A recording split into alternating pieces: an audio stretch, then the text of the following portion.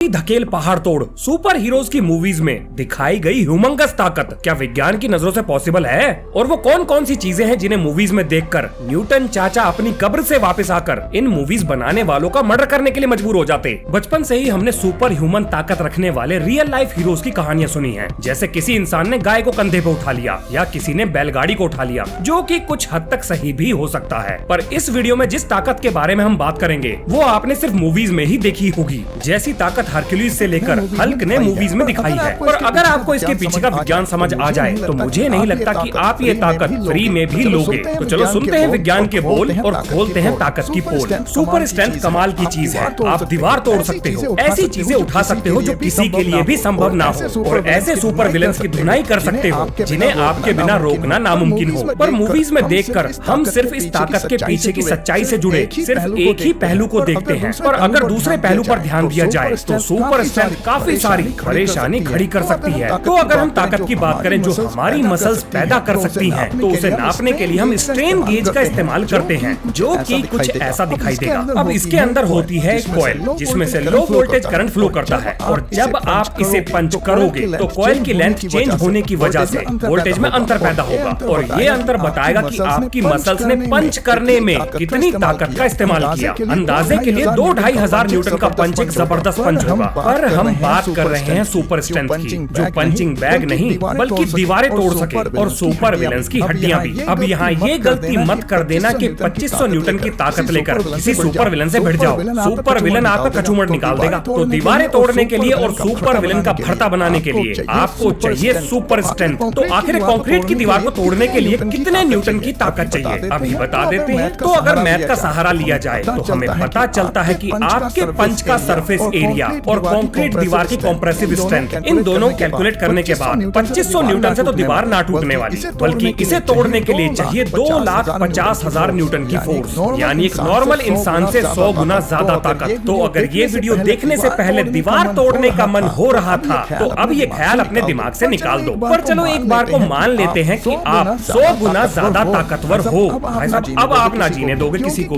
क्योंकि किसी मूवी का डायलॉग था, बड़ी ताकत के साथ बड़ी जिम्मेदारी भी आती है। भाड़ में गई जिम्मेदारी, लेट्स एंजॉय सुपर स्ट्रेंथ। और ये मेरे विचार नहीं, ये आपके विचार हो सकते हैं। और अगर आपके विचार कुछ ऐसे ही हैं तो आपके लिए विज्ञान के पास अभी और भी बहुत कुछ है कहने को। हमारा समाज सारी एवरेज चीजों के लिए ही बना है, जैसे मार्केट में कपड़े और जूते की सबसे ज्यादा वैरायटी एवरेज लेंथ के लिए ही अवेलेबल होती है। और ये तो सिर्फ एक ही एग्जांपल था। हमारा समाज हर चीज के लिए एवरेज को ही लेकर चलता है। तो इतनी जबरदस्त ताकत आपके पास अगर होगी तो उसके क्या क्या नुकसान हो सकते हैं। चलो शुरू करते हैं। तो भैया कॉपी पेंसिल लेकर हो जाओ तैयार, क्योंकि लिस्ट बहुत लंबी है। हाथ लगाते ही दरवाजे के हैंडल उखाड़ लोगे, कॉफी पीने के लिए कप उठाओगे तो उसे तोड़ दोगे, और अगर चश्मा पहनने का शौक है तो उसे सीधा करने के चक्कर में भाई साहब पैसे में आग लगने वाली है, अब वो टूट जाएगा। हो सकता है आपको ऐसा लग रहा हो कि कोई परेशानी नहीं होगी, थोड़ा सा जेंटल तरीके से हम चीजों को इस्तेमाल कर लेंगे तो आपका ये भ्रम अभी दूर किए देते हैं। क्योंकि आप जितना डेलिकेट तरीके से किसी चीज को हैंडल करने की कोशिश करोगे उतने ही ज्यादा आपके हाथ कांपना शुरू कर देंगे। चलो ये तो रोजमर्रा की परेशानी हो गई। अब जरा बात करते हैं सुपर विलन से लड़ने की सिचुएशन के बारे में। क्या आप सच में सुपर विलन की धुनाई कर पाओगे? शायद नहीं। अब आता है न्यूटन का तीसरा नियम, every action has equal and opposite reaction. अगर आप एक दीवार को पंच करें तो वो ब्याज समेत आपको आपकी ताकत वापस कर देगी, जिसके बाद आपको मिलेगा फ्री का दर्द और सूजा या टूटा हुआ हाथ। लेकिन ये नियम जब क्यों छुट्टी पर चला जाता है जब ये पंच एक पर्दे पर किया जाए? विज्ञान में ये भेदभाव क्यों? इसमें बेचारे पर्दे की क्या गलती? उसका भी तो मन करता है अकड़ में खड़े होने को। आओ समझाता हूँ इसके पीछे की कहानी। थोड़ा सा दिमाग पर जोर पड़ेगा लेकिन झेल लेना, समझ में आ ही जाएगा। अब इसको समझने से पहले हमें ये पता होना चाहिए कि क्या हम न्यूटन के नियम को ठीक से समझते हैं। अब आप कहोगे अरे भैया न्यूटन का तीसरा नियम तो सबसे आसान चीज है, सीधी सी भाषा है, सीधा सा मीनिंग है, इसमें कोई दिक्कत नहीं है। अभी दिखाता हूँ दिक्कत। अगर इसमें कोई दिक्कत ना है तो ये भेदभाव क्यों करता है? अगर हर चीज इक्वल और अपोजिट ताकत लगाती है तो उस हिसाब से कोई भी चीज चलनी ही नहीं चाहिए, क्योंकि अगर फोर्सेस बराबर हैं और उनका डायरेक्शन अपोजिट है तो सब कुछ एक जगह रुक जाना चाहिए, क्योंकि ये भी फिजिक्स के नियम में ही लिखा है। अब न्यूटन का नियम सही है तो सेम मैग्नीट्यूड और अपोजिट डायरेक्शन वाला नियम गलत हो जाएगा, और अगर डायरेक्शन मैग्नीट्यूड वाला नियम सही है तो भाई साहब न्यूटन चाचा आपकी फिरकी ले गए, सब खत्म, जिंदगी बर्बाद। ओहो घबराओ घबराओ मत, लंबी लंबी सांसें लो, मैं हूं ना, मैं बताऊंगा। पहले एक उदाहरण देखो, ये ब्लॉक इस दूसरे ब्लॉक पर 5 न्यूटन की फोर्स लगा रहा है, तो न्यूटन के नियम के हिसाब से दूसरा ब्लॉक भी 5 न्यूटन की रिएक्शनरी फोर्स लगाएगा। अब हो सकता है आपके लिए ये बात नॉर्मल हो, पर 11वीं क्लास में मैंने इस नियम के इस्तेमाल पर सवाल खड़े कर दिए थे, जिसके जवाब में मेरे टीचर ने मुझे ऐसे देखा जैसे मैंने उनकी दोनों किडनी मांग ली हो। हालांकि उसके बाद क्या हुआ वो मैं आपको नहीं बताऊंगा, पर अब सुनो मेरा लॉजिक। अगर मैं ब्लॉक ए के पॉइंट ऑफ व्यू से देखूं तो वो 5 न्यूटन की एक्शन फोर्स लगा रहा है, तो इसका मतलब ये हुआ कि ब्लॉक बी 5 न्यूटन की रिएक्शनरी फोर्स लगाएगा। लेकिन अगर मैं ब्लॉक बी के पॉइंट ऑफ व्यू से देखूं तो वो एक्शन फोर्स लगा रहा है, तो अब ब्लॉक ए रिएक्शन फोर्स लगाएगा। अगर हम बार बार पॉइंट ऑफ व्यू स्विच करें तो ये तो एक इनफाइनाइट साइकिल बन जाएगी, and this is total nonsense. तो भैया आपके न्यूटन अंकिल ये बताना भूल गए कि वो किस बॉडी को एक्शन फोर्स वाली और किस बॉडी को रिएक्शन फोर्स वाली मानकर ये नियम बना रहे हैं। ये तो थी पहली दिक्कत। तो न्यूटन ने ये बात क्यों नहीं बताई? गोलमाल है भाई, सब गोलमाल है। ये चल क्या रहा है? चलो परेशान मत होना, मैं बताता हूँ। देखो न्यूटन का नियम सही है, बस हमने उसे सही तरीके से समझा नहीं है। अब न्यूटन के नियम को गलत समझने में आपका कोई दोष नहीं है। ये सारा रायता फिजिक्स की किताबें और उनको पढ़ाने वाले खूंखार टीचर्स ने फैलाया है। अब एक और उदाहरण देखो, मान लेते हैं कि हमें पता है कि किसने एक्शन किया, पर तब क्या होगा अगर हमें पता ही ना हो कि किसने एक्शन किया? मान लो दो गेंद जिनका मास सेम है, वो सेम रफ्तार से एक दूसरे की तरफ बढ़ती जा रही है और आपस में टकरा जाती है। अब इससे पहले कि न्यूटन का तीसरा नियम यहाँ लगाओ, जरा ये बताओ कि इन दोनों में से एक्शन किसने किया और रिएक्शन किस बॉल ने दिया? अब ये है एक बहुत बड़ी समस्या, क्योंकि रियल लाइफ में तो ऐसा बिल्कुल हो सकता है। अब यहाँ न्यूटन का तीसरा नियम तो लग रहा है, लेकिन उसे लगाने से पहले हमें ये पता होना चाहिए कि एक्शन किसने किया जिसकी वजह से रिएक्शन आया। अब आप ये भी बोल सकते हो कि दोनों बॉल्स ने एक साथ एक्शन किया, तो दोनों बॉल्स पर एक साथ रिएक्शन भी आया। अगर आप ऐसा करते हो तो ये बात तो न्यूटन के नियम को उखाड़ के नया नियम बना देगी, क्योंकि अब बनेगा नया नियम जो कहेगा it doesn't matter who does the action but reaction will come. पर इसमें भी कमी है। क्लासिकल न्यूटोनियन मैकेनिक्स में यानी मैकेनिकल फिजिक्स में कोई भी चीज एक साथ लेफ्ट और राइट नहीं हो सकती। एक समय पर या तो वो लेफ्ट होगी या राइट होगी। अरे वाह वाह, आपने वो कर दिखाया जो आज तक किसी ने नहीं किया, यानी न्यूटन को ही गलत साबित कर दिया। तो अगर आजू बाजू चढ़ाकर आप अपना रिसर्च पेपर पब्लिश कराने के बारे में सोच रहे हो तो हिलना मत, सोचना भी मत, पेन पेपर की तरफ देखना भी मत। न्यूटन का नियम बिल्कुल सही है, बस हम लोग उसे गलत समझ बैठे हैं। अब सुनो मेरी बात, जिसे सुनने के बाद आपको आएगी सस्ते आइंस्टाइन वाली फीलिंग। न्यूटन का तीसरा नियम लगाने से पहले आपको ये पता होना चाहिए कि तीसरे नियम में फोर्सेस हमेशा पेयर्स में लगती हैं, जिनका मैग्नीट्यूड यानी न्यूमेरिकल वैल्यू सेम है और डायरेक्शन अपोजिट होता है, जिन्हें हम फोर्स पेयर कहते हैं। दूसरी चीज, ये फोर्स पेयर दो अलग अलग बॉडीज पर लगने चाहिए। तीसरी चीज, सेम फोर्स डिफरेंट मास पर सेम कंडीशन में सेम एक्सेलरेशन पैदा नहीं कर सकती। इन तीनों चीजों को सुन के घबराना मत, मैं ठहरा पढ़ा लिखा देसी आदमी, तो इन तीनों चीजों का मतलब बिल्कुल देसी भाषा में समझाऊंगा। चलो शुरू करते हैं फोर्स पेयर से। ये कुछ ऐसे होते हैं। FAB का मतलब है कि बॉडी A बॉडी B पर फोर्स लगा रही है, और माइनस FBA का मतलब है कि बॉडी B अपोजिट डायरेक्शन में A पर फोर्स लगा रही है। अब दो अलग अलग बॉडी से क्या मतलब है? अगर आप एक बॉक्स को धरती पर रख दो तो बॉक्स और धरती दोनों अलग अलग बॉडी मानी जाएंगी, और बॉक्स धरती और धरती बॉक्स को अपनी तरफ सेम फोर्स से खींचेंगी। अब क्योंकि दोनों फोर्स पेयर हैं, सेम वैल्यू के हैं, अपोजिट डायरेक्शन में हैं, तो दोनों एक दूसरे को कैंसिल कर देंगे और ना धरती हिलेगी ना बॉक्स हिलेगा। अब आप कहोगे ये ना चलता, पहले आप मेरे एक सवाल का जवाब दो। अरे भैया कितने सवाल पूछोगे? मजाक कर रहा हूँ, पूछो पूछो, खूब पूछो, मैं नहीं बताऊंगा तो कौन बताएगा? अगर फोर्स पेयर में फोर्सेस बराबर होती हैं, अपोजिट नेचर की होती हैं, तो तब क्या होता है जब हम स्काई डाइविंग करते हैं? अगर स्काई डाइविंग करते हुए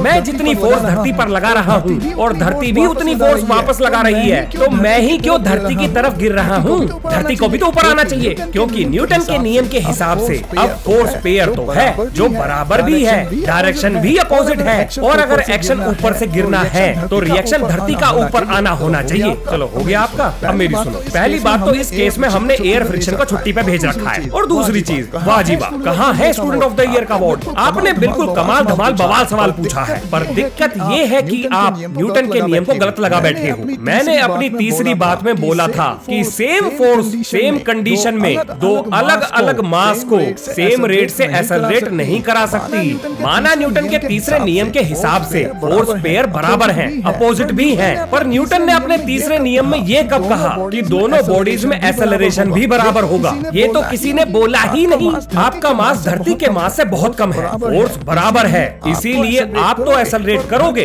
पर धरती नहीं कर पाएगी। और ये बात न्यूटन का तीसरा नियम नहीं बल्कि पहला नियम बताता है, यानी इनर्शिया का नियम। जितनी फोर्स उतना एक्सेलरेशन, उतना ही इनर्शिया में बदलाव। अब इनर्शिया तो होती है मास की प्रॉपर्टी, तो आपका मास तो है कम, तो सेम फोर्स के लिए आप करोगे ताबड़तोड़ एक्सेलरेट। लेकिन धरती का मास है इतना ज्यादा, वो इतनी सी फोर्स से एक्सेलरेट नहीं कर पाएगी, यानी धरती का इनर्शिया ना बदलने वाला। चलो एक बोनस चीज और बताता हूँ, बहुत ध्यान से सुनना। एक टेबल पर बॉक्स रखा हुआ है, बॉक्स का mg नीचे की तरफ लग रहा है, तो न्यूटन के तीसरे नियम के हिसाब से एक रिएक्शन फोर्स भी होनी चाहिए। लो जी, वो भी आ गई। सब कुछ सही लग रहा है ना? अरे ना ना, जिंदगी इतनी आसान कैसे हो सकती है? यहाँ हम तीसरा नियम लगा ही नहीं सकते, क्योंकि फोर्स पेयर तो है ही नहीं। फोर्स पेयर हमेशा अलग अलग चीजों पर लगते हैं, लेकिन यहाँ दोनों फोर्स एक ही बॉक्स पर लग रही है। एक्शन फोर्स बॉक्स लगा रहा है और रिएक्शन फोर्स भी बॉक्स पर लग रही है। ये फोर्स पेयर तो हो ही नहीं सकते। तो भैया इस केस में तीसरा नियम निकल चुका है सैर सपाटे पर। अब आता है सवाल कि अगर ये बराबर नहीं है तो हम मैकेनिक्स के क्वेश्चन में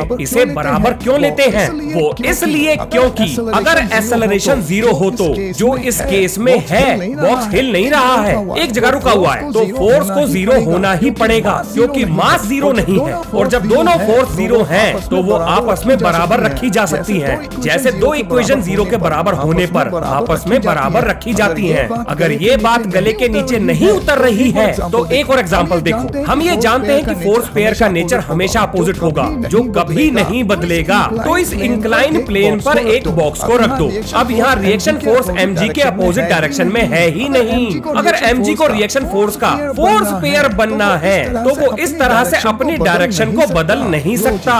लो जी, निपटा दिए हमने सारे कंफ्यूजन। तो भैया टेबल वाले केस में न्यूटन का तीसरा नियम तो लगता ना, पर आप तो हो पूरे जिद्दी, खा बैठे हो कसम कि वीडियो बनाने वाले तेरा पीछा ना छोड़ेंगे हम। कुछ भी कर पर लगा के दे टेबल पर न्यूटन का तीसरा नियम। अब आप इतने प्यार से धमकी दे रहे हो तो कैसे मना कर सकता हूँ? अब देखो मेरा कमाल, मैं बिछाऊंगा फिजिक्स का ऐसा जाल जिसमें फंसेगा न्यूटन का तीसरा नियम। ये जो बॉक्स टेबल पर रखा है, इसका फोर्स पेयर है धरती के द्वारा इस बॉक्स पर लगाई जा रही फोर्स। अब आप कहोगे ये क्या है? मतलब कुछ भी। टेबल की रिएक्शन फोर्स कहाँ गई जो टेबल ने बॉक्स पर लगा रखी थी? मास्टर जी ये ना चलता। अरे रुक जा मेरे सस्ते वैज्ञानिक, पूरी बात तो सुन ले। अब एक फोर्स बॉक्स टेबल पर लगाएगा। लो जी, बन गए सारे फोर्स पेयर्स, वैल्यू भी बराबर है, डायरेक्शन भी अपोजिट है, और अब दुनिया का कोई भी नियम इन्हें बदल नहीं सकता, चाहे खुद अपनी कब्र से न्यूटन ही क्यों ना वापिस आ जाए। अब आप पूछोगे मेरे से एक सवाल कि महाराज ये बताओ, आपको ये सब पता कैसे चल रहा है कि कौन सा किसका फोर्स पेयर है? कौन सी जड़ी बूटी खा के बैठे हो? थोड़ी सी इधर भी दे दो और मैं अवश्य बताएंगे, क्यों नहीं बताएंगे। तो अब सुनो ध्यान से, किसी भी फोर्स पेयर का पता लगाने के लिए सबसे पहले ये देखो कि कौन फोर्स लगा रहा है।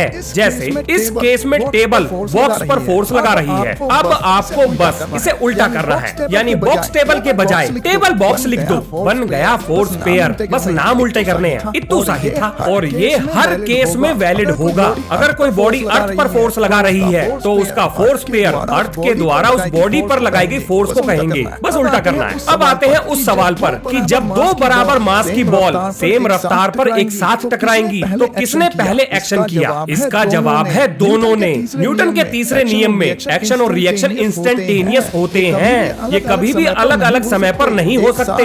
एक साथ ही एक्शन होगा और एक साथ ही रिएक्शन आएगा। अब ये जो इंस्टेंटेनियस शब्द है यही बचा के रखेगा न्यूटन के नियम को, क्योंकि अगर मैं इसे हटा दूं तो भाई साहब न्यूटन का नियम ना बचता, नया नियम बन जाएगा। क्योंकि क्लासिकल मैकेनिक्स में एक फोर्स एक ही समय पर दो अलग अलग डायरेक्शन में नहीं हो सकती। अब न्यूटन के तीनों नियम को एक साथ देखो। आपने पर्दे को पंच करके फोर्स लगा दी, आपके मास और पर्दे के मास में अंतर था। अब पर्दे ने आप पर वापस सेम फोर्स लगाई, लेकिन मास में अंतर होने की वजह से आपके पंच में ना के बराबर एक्सेलरेशन हुआ, लेकिन पर्दे में एक्सेलरेशन पूरा हुआ। अब इस केस में एक्शन और रिएक्शन वाली फोर्स बराबर हैं, यानी तीसरा नियम सही है। सेम फोर्सेस के लिए इनर्शिया में चेंज अलग अलग हो सकता है, यानी पहला नियम भी सही है। अब यहाँ दूसरे नियम को भी देख लो। आपने पर्दे पर फोर्स लगाई, तो उसके मोमेंटम में चेंज आ गया, पर आपका मोमेंटम चेंज नहीं हुआ। अब अगर पर्दे से प्रेरणा लेकर यही काम आपने दीवार के साथ किया होता तो दीवार के पास तो मास है और वो आपके मोमेंटम को चेंज भी कर देगी। तो जब आप पंच करोगे तो दीवार पूरी फोर्स आपको वापस दे देगी, और वो ऐसा इसलिए कर पाएगी क्योंकि आपके पंच में इतनी ताकत नहीं कि दीवार के इनर्शिया को बदल सके। तो भैया न्यूटन के नियम तो बिल्कुल सही है, बस हमारे समझने का फर्क है। तो कभी भी किसी भी तरह के फोर्स एक्सचेंज को न्यूटन के एक नियम की दृष्टि से देखना ठीक नहीं है। अगर आप उसे हर एंगल से चेक करोगे तो आपको जवाब मिल जाएगा। वापस चलते हैं सुपर स्ट्रेंथ पर। अब आपने सुपरमैन को पंच कर दिया, वो भी मिलियंस ऑफ न्यूटन्स की फोर्स लगाकर, तो भैया वो भी सुपरमैन है। अब क्योंकि दोनों का मास बराबर हो सकता है, ये थोड़ा बहुत डिफरेंस भी चलेगा, तो जितना आप फोर्स सुपरमैन पर लगाओगे उतनी ही फोर्स आप पर भी लगेगी, तो धरती खोद के गड्ढे में घुस जाओगे। और अगर आप सुपर स्ट्रेंथ का इस्तेमाल करके दुनिया को बचाने की कसम खा ही चुके हो तो सुनो ध्यान से, दुनिया का तो पता ना, पर आप बहुत सारे लोगों की जान जरूर ले लोगे। देखो भैया, प्रेशर होता है फोर्स अपॉन एरिया। अब आपके हाथ का एरिया तो है बहुत कम, लेकिन फोर्स आपके पास भर भर के है, तो आपके हाथ के द्वारा लगाया जा रहा प्रेशर बहुत ज्यादा तबाही लाएगा। जैसे डांस फ्लोर पर ऊंची ऊंची हील पहनी हुई मैडम किसी के भी पैर का कचूमड़ निकाल सकती हैं, चाहे उनका वजन मात्र 30 किलो ही क्यों ना हो। तो अगर आप आकाश से गिरते हुए किसी प्लेन को बचाने के बारे में सोच रहे हो तो आपके हाथ लगाते ही आप उस प्लेन के आर पार निकल जाओगे, और ऐसा होगा प्रेशर की वजह से, क्योंकि आपके पास फोर्स तो है लेकिन आपके हाथों का एरिया बड़ा कम है। और ये सुपर स्ट्रेंथ बिना डेंसिटी और ड्यूरेबिलिटी के आपके किसी भी काम की नहीं है, क्योंकि इस सुपर ताकत से जो चीज आप सबसे पहले तोड़ोगे वो होंगी आपकी खुद की हड्डियां, क्योंकि इस ताकत को झेलने के लिए आपकी बॉडी की डेंसिटी भी सुपर होनी चाहिए। तो भैया मुझे नहीं लगता कि सुपर विलन की धुनाई करने के लिए आप अपनी हंसती खेलती हुई जिंदगी को नरक बना लोगे, क्योंकि विज्ञान कभी झूठ नहीं बोलता। तो अब भैया वीडियो खत्म हो गई, गले के तोते उड़ चुके हैं। तो मिलते हैं नेक्स्ट वीडियो में। जय हिंद, जय भारत।